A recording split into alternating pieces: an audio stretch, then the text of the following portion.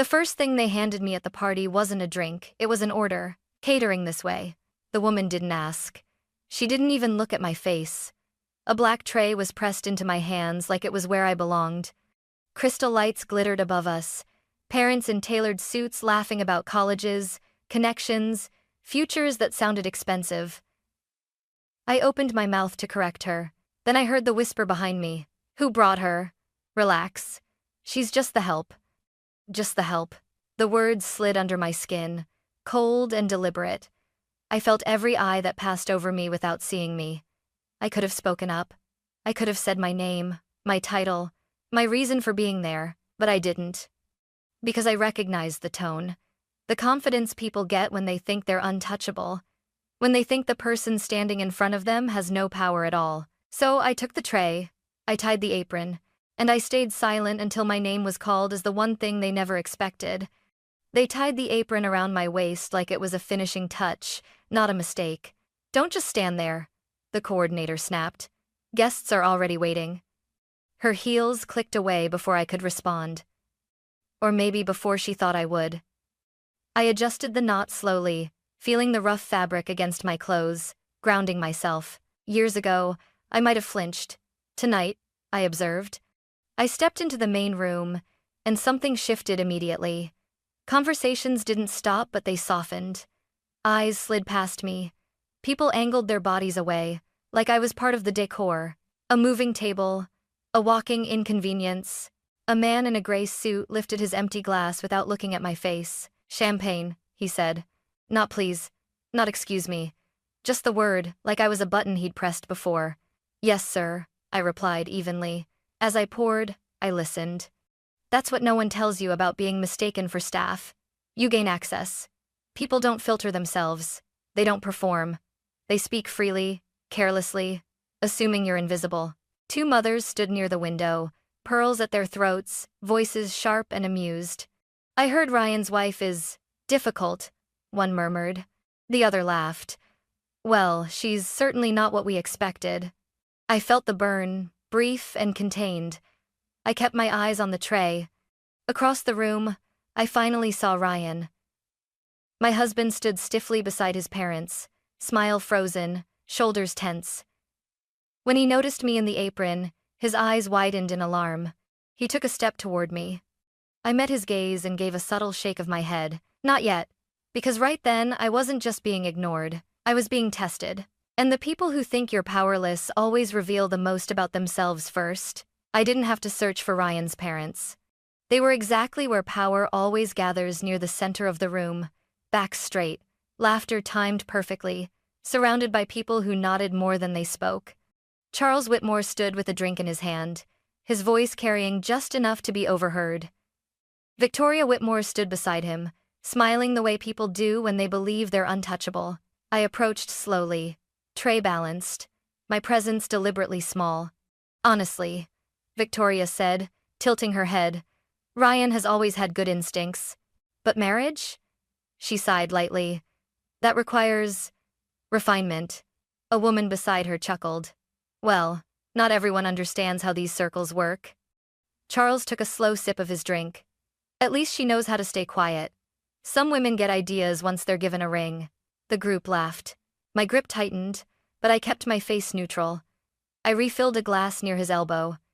He didn't look at me. Not once. Madison, Ryan's sister, leaned in, eyes sharp and bored. Isn't it awkward? She said. Bringing her to an event like this? Victoria's smile didn't falter. She won't cause a scene. People like her never do. Then Madison glanced at me, really looked this time, and her mouth curled. Relax, she said to the others, loud enough for me to hear. She's just the help. Something settled in my chest. Not shock, not anger, clarity. This wasn't a misunderstanding. It wasn't confusion or poor communication. It was a decision. They had chosen who I was tonight. So I lowered my eyes, adjusted the tray, and said nothing, because when people decide you don't matter, they stop guarding their words. And I needed them to keep talking. I escaped into the service corridor under the excuse of refilling glasses, and the door swung shut behind me with a soft, merciful thud. The noise of the party dulled instantly, replaced by the hum of refrigeration units and the sharp scent of cleaning solution. That's when I saw her. She was sitting on an upside-down crate near the prep table, arms wrapped around herself like she was trying to disappear. Her black uniform matched mine, but it hung a little loose, like she hadn't grown into it yet. When she noticed me, she wiped her eyes quickly and stood. "Sorry," she said, too fast.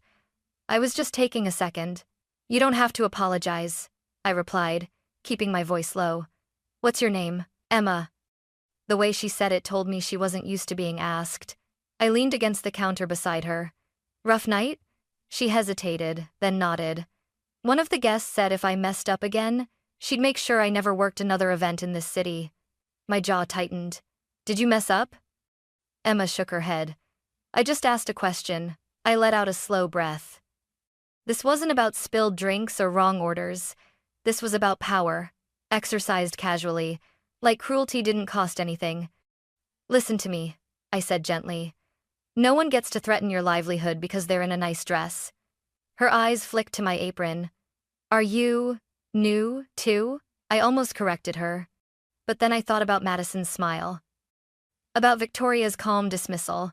About how easily people decided who mattered. "Yes," I said instead. "I am." Emma gave a small, grateful nod, like solidarity alone helped her breathe. As I turned back toward the ballroom, one thought sharpened in my mind. This night wasn't just uncomfortable anymore. It was dangerous. And someone needed to stop it before silence became permission. When I stepped back into the ballroom, the party had loosened its tie. Laughter came faster now, louder, edged with alcohol and confidence. Jackets were unbuttoned. Voices dropped just enough for secrets to feel safe. I moved along the perimeter, refilling glasses, nodding when spoken to, invisible by design. That's when I heard my father-in-law again.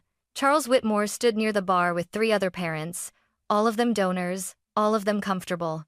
I slowed my steps, positioning myself just behind them, close enough to pour, close enough to listen. "The board's nervous," one man said. "That compliance review isn't nothing." Charles waved a dismissive hand.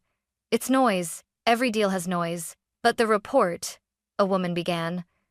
"Is buried," Charles cut in smoothly. "Right where it belongs. Middle of the paperwork. Nobody reads the middle."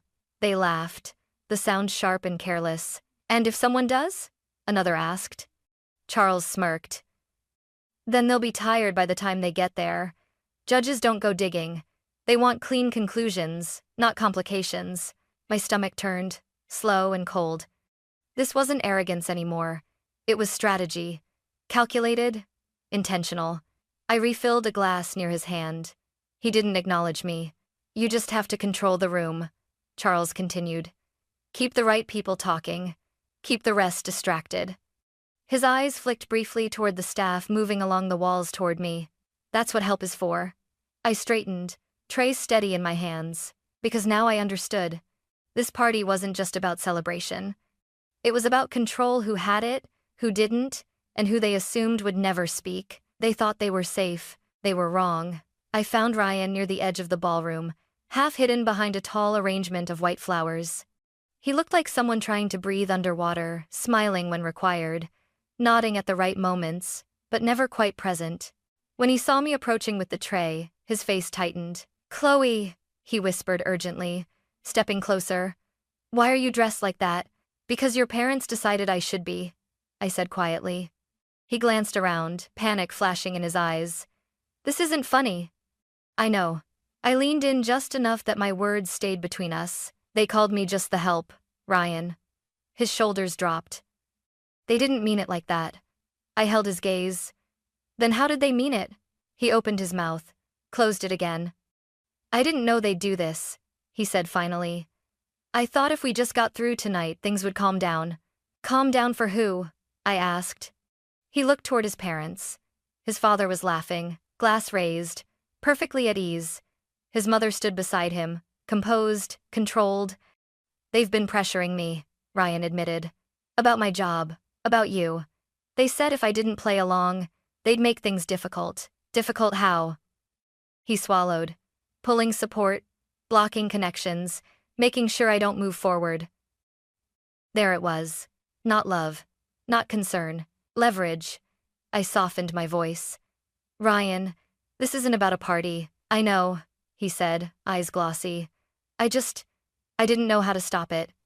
I looked at him then, not as my husband, but as someone who'd been raised to survive by staying quiet. Silence doesn't stop this, I said gently. It feeds it. Ryan nodded, once. What are you going to do? I glanced back toward the room, the laughter, the confidence, the people who thought the night belonged to them. I'm going to let them finish talking, I said. And then, I added, I'm going to make sure they're heard. It is a contentation and edited. Ryan didn't argue. He just stepped back, and for the first time that night, he didn't look away. I didn't rush the moment. People like the Whitmores mistake urgency for power, but real leverage comes from patience. I moved through the room again, tray balanced, posture relaxed, letting the night unravel exactly as they assumed it would. Near the long dining table, Victoria leaned close to a woman in a silk dress. She shouldn't be near the microphone, Victoria murmured. If Chloe speaks, she'll embarrass Ryan. The woman laughed softly. Don't worry. People like her never speak unless they're invited. I filed the words away. At the bar, Charles was louder now, his voice loose with confidence. You just have to keep the right people comfortable, he said. Everyone else falls in line. Across the room, I spotted Emma again. She was carrying a tray of desserts, shoulders tight, eyes fixed on the floor. Madison stepped into her path deliberately. I told you to stay away from me, Madison said sweetly. I'm sorry, Emma replied, her voice barely audible. I was told to serve this table. Madison smiled, slow and dangerous. If you spill anything, I'll tell your supervisor you harassed me. People believe me. Remember that. Emma froze. Something in my chest hardened. That wasn't arrogance. That was a threat. I stepped forward before Emma could respond. I'll take it from here, I said calmly, reaching for the tray. Madison blinked. Excuse me? She looks exhausted, I continued, my tone gentle, unprovoking. I'll handle it. Madison laughed. Wow, the help, protecting the help. Adorable. Victoria turned, eyes narrowing, finally paying attention. I met her gaze without flinching. Emma hesitated. I'll get in trouble. No, I said quietly. You won't.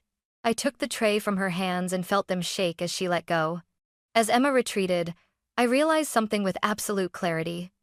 This wasn't just about disrespect anymore. This was about intimidation. And intimidation leaves records spoken, witnessed, remembered. All I had to do was let them keep talking. They were doing my work for me. The music cut out mid-note. That sharp feedback squeal from the microphone sliced through the room, and every conversation stalled at once. Heads turned. Glasses froze halfway to lips. The kind of silence that only exists when people with money sense something has shifted. The event coordinator stepped onto the small stage, smiling too brightly. Ladies and gentlemen, she said, thank you for celebrating with the Whitmore family tonight. Before dinner is served, we have a brief address. Victoria straightened instantly. Charles lifted his chin. Madison smoothed her dress, already preparing to be admired. I stood still, tray resting against my hip.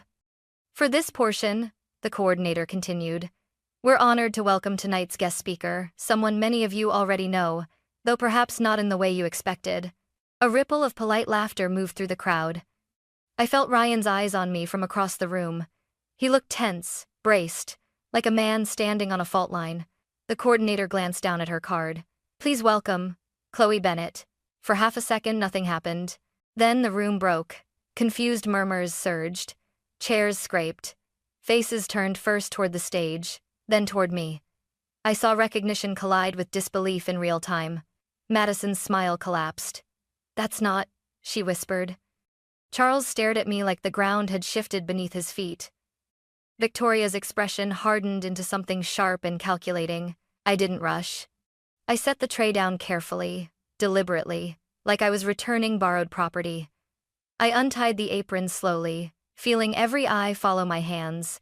I folded it once, then again. Only then did I step forward.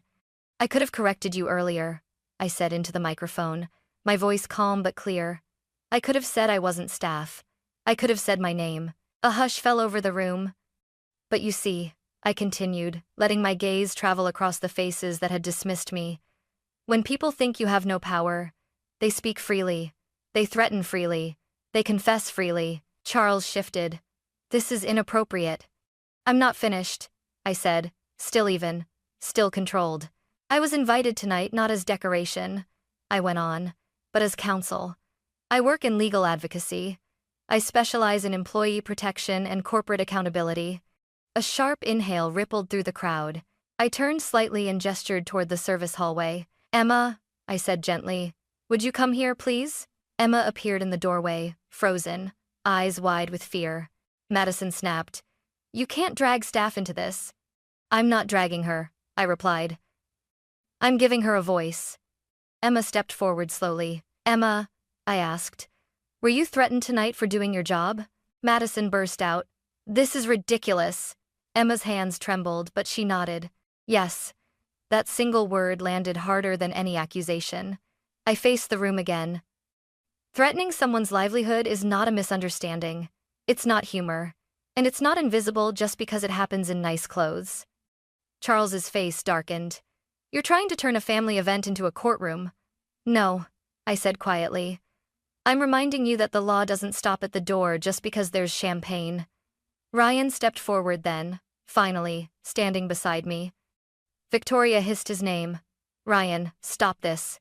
He didn't look at her. I won't, he said. Not anymore. The room was utterly silent now.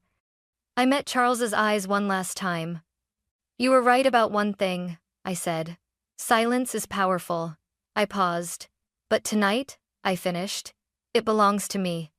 We didn't stay for dinner.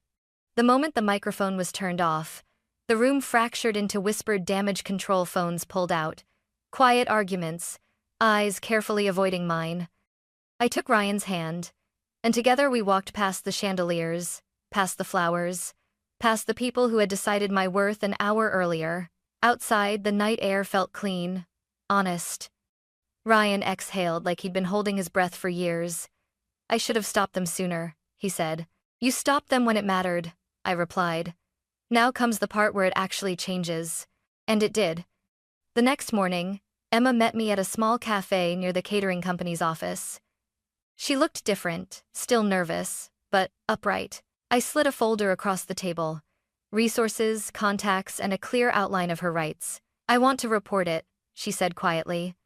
You won't be alone, I told her. Within weeks, the venue issued new conduct policies. The catering company created a formal complaint channel. And Whitmore Holdings very carefully, very quietly initiated an internal review they couldn't bury. Ryan set boundaries with his parents for the first time. Real ones. The kind that don't ask for approval. As for me, I folded the apron at home and placed it in the back of my closet, not as a reminder of humiliation, but of clarity. They mistook me for the staff. What they didn't understand was that dignity doesn't disappear when you're ignored, it waits. And when it speaks, it makes sure no one is invisible again.